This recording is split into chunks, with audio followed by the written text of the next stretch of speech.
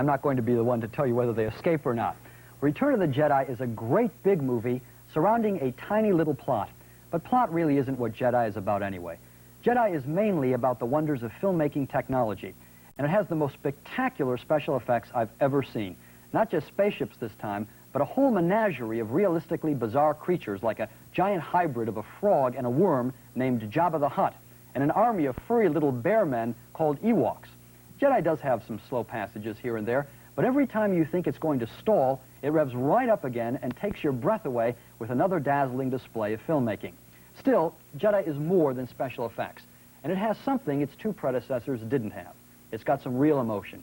We can't ever relive the experience of seeing Star Wars for the first time, but Return of the Jedi is a thrilling, occasionally touching, and fully satisfying conclusion to the best comic book of all time. It's fantastic. It certainly is. And you know, this movie did several things. It lived up to every challenge it faced. Everybody in the world has been waiting for 3 years for this picture. And it gave you new animals, it gave you new technology, it developed the story, and most important of all, it wrapped it up in a way that you really wanted to see it wrapped up. It had everything to say. It had to be made. It wasn't just made because the other two pictures were so fantastically popular. It really had a story to tell, and that's why it works. It's not cashing in on the two films like Jaws 2 or something like that. But I think most people want to know about this film. First, how does it compare with the two predecessors? And in my opinion, it compares very, very favorably. I think it's better than the second one, too, yeah. Yes, I think, well, it's the conclusion, so it's got the advantage of building to a climax. And second, how different is it from its two predecessors?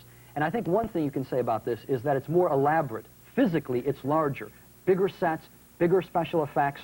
Not only that, the characters themselves have changed too. Luke and Han and Leia are older now. They've matured, just as we have along with the Star Wars movies. It's been 6 years already, and you can see changes in their personalities too, which make it almost totally believable. Yes, it has more sentiment, as I said, than the other films, because we have grown up with these characters now. We know who they are. They can shorthand these characters. They don't have to develop them in the film. And so because of that, and because it is the conclusion, I think there's a greater emotional impact to this film. And also, we should say that it has longer action sequences. Yeah. The action sequences in this film go on for 10 minutes, and yet it's a tribute to the special effects department that you never get bored for an instant. Almost 1,000 special effects, things they couldn't do in the first one. And it's also like welcoming old friends that you haven't seen in several years. Absolutely. I don't think anyone's going to be dissatisfied by it. And I do hope they keep making them every 3 years. Let's hope so.